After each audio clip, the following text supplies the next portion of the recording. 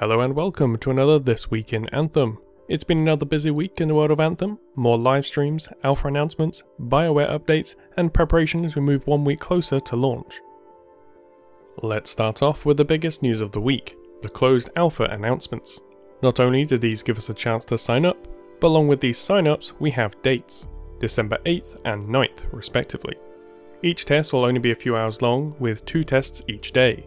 Sign-ups are separate from each platform, PC, Xbox and PS4, giving us a chance as a community to try out our primary platform. Obviously I've signed up for PC, so fingers crossed I'm able to get at least one shot. In addition to the sign-ups, we've got some interesting information. Some general specifications you'll need to run the game, which if you've spent any time on PC will be very interesting. Here are the recommended specifications. If you're not really into PC parts, all you need to take from this is that if you've bought a PC in the last 2 or 3 years, you're probably okay. The 970 card is the general gaming card from Nvidia, released in 2014, with the i5 being the middle of the range Intel chipset. Essentially a perfect middle of the road gaming PC. This gives you some benchmarks to aim for, if you plan to or now need to upgrade any components. In addition to the specs we've got the current alpha game size, 60GB. Pretty chunky honestly, especially as we now know how much of the content will be missing. Lots for the miners to sink their teeth into for additional info, which takes us nicely into the livestream we just had, which not so coincidentally was running on the closed alpha build, that some lucky folks will get to play. I covered everything we saw in that stream already, so you can watch that for the full breakdown, although we did get to see the freelancer headquarters, called the Enclave, along with a couple NPCs that are populating the area in the early game. We got to see some key areas here, such as the location of the market, the vault, and the all-important forge. Even at this early stage of the game, we can see lots of lore collectibles, known as cortexes, and a few interactable NPCs. The vault and the core of almost everything except the forge.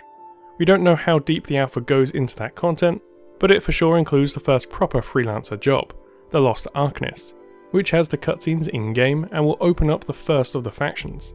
At least I would assume from the name. Due to some technical issues we didn't get to see the mission itself, but we got substitute Q&A around Fort Tarsis, and how we can alter it throughout the game. Worth checking out if you have a free 30 to 45 minutes. This wasn't the only tease of Anthem content for the week though. As we move into the Game Awards this week, a lot of companies, especially those like Anthem that are preparing for a launch and have been nominated as the most anticipated games, they try to use this as a marketing opportunity.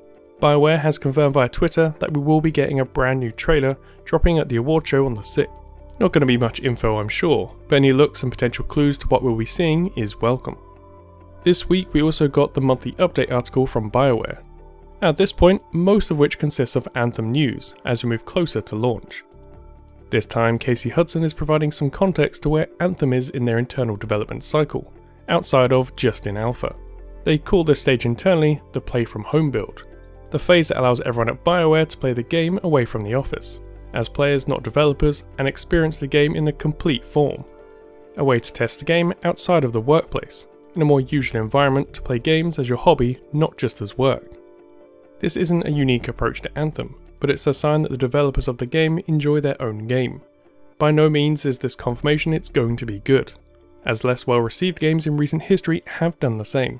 Though I would argue Anthem has far more to back up their enthusiasm, for now at least. Now for the weekly Q&A, as always starting with the Twitter of Mark Dara, the source of most Twitter related Anthem news. Starting off with something I think most of us will really agree with, at least when it comes to the question. Aren't you afraid that Anthem will not be a big deal because we've already seen and heard so much about it? Mark, as do I, don't agree. We want to ensure that everyone understands the game. It's different than what we have done before, but there are still lots of surprises to find. This is an interesting conversation to have though. How much should Bioware show us of Anthem before release? Clearly we don't want the story spoiled, but want to see enough to be able to look forward to it and understand what we're buying into. So far we've seen some combat, have a list of abilities for each Javelin, and a decent look at customization. But there's a lot we still don't know. They've kept the story under wraps. We're still waiting to see how loot, loadout, and the in-game economy works, how the endgame will be fleshed out, and how the additional monetization is going to pan out, which links into how long-term content drops will be planned too. Ideally, we need to see monetization methods, an idea of what the endgame will be, without spoilers of course, and how the gear will work, which I think they're already planning to show us. Worst case, we get to experience all of this in the weeks leading up to launch. So for now, I'm remaining positive about Anthem, and excited to see how this all new IP turns out. Next up, we have some updates in relation to the alpha, the first relating to the Forge. Will we get to see and change any loadouts or cosmetics during the closed alpha? The alpha test will not have the Forge available. The test is to put pressure on the servers. The Forge doesn't do that. A bit of a shame, as we don't even know what the complete UI looks like, let alone all the gear.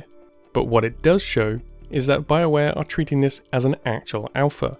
A fair few companies these days use them almost purely for marketing, rather than focused stress testing. Another point in the right direction for sure, and people will noticeably looking for problems with no evidence if they use the alpha tests as a way to bash Anthem. The other tidbit of information is something a little less known about. If you are lucky enough to receive an email inviting you to the alpha, then you will have first dibs when it comes to claiming a slot. Note that if you did receive an email but didn't sign in to claim it, you will lose it. Also, due to limited slots, it's not even guaranteed that you will have one at all. Your chances are just far higher.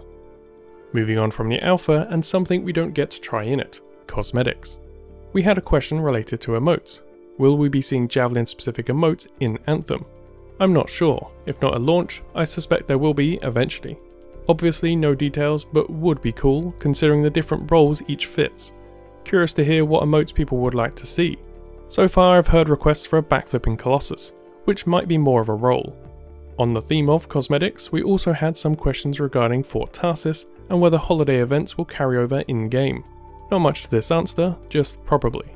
I am personally really looking to see how much impact our decisions as players can have on Fort Tarsis, and being able to have some direction over its appearance would be a nice replacement for the now scrapped apartment idea. Perhaps they could have some mechanics tied to them, supporting a certain faction in Tarsis with banners, carrying over to the type of rewards received in missions. Something along those lines. Next up, a more gameplay focused question. When players are out in the world and come across two enemy factions fighting each other, will they make peace and focus the players? So yes, they will to a degree. The players will become new targets in the fight, but they will still continue to fight each other. This isn't a new mechanic to games, but generally they do seem to forget they were fighting each other once players come along. So I hope they can find a nice balance. Maybe we can even sit by, let them fight it out, then swoop in for some easy rewards. A bit more of a random question, but someone asked if anyone from the production teams, such as Mike, Mark or Chris, will be making cameos in the game as voiceovers. Unfortunately, no they won't, but I'm sure they've snuck some Easter eggs in related to their hobbies. I wouldn't put it past Mark to sneak an orc reference or two into Anthem. And the final question for this week. If you missed it, the name of two more voice characters were added to IMDb, Trey and Amis. As you can imagine, Mark wasn't going to spill all the secrets from a Twitter question, but apparently someone's in trouble. I'm not sure if this is referring to the characters being in distress or whoever updated IMDb. With just a name, it's going to be hard to work out what they mean to the game, but if they are named actors already, I wouldn't be surprised if they are pretty important, either in terms of allies or people we interact with, or even enemies from the story. That brings us to the end of another This Week in Anthem. As always, I want to hear your thoughts on anything Anthem, and you can find links to everything covered in the description below. If you enjoyed this video, be sure to leave a like. You can subscribe to support the channel, and use the bell for notifications of content as it goes live. Until next time, I've been Dante, thanks for watching.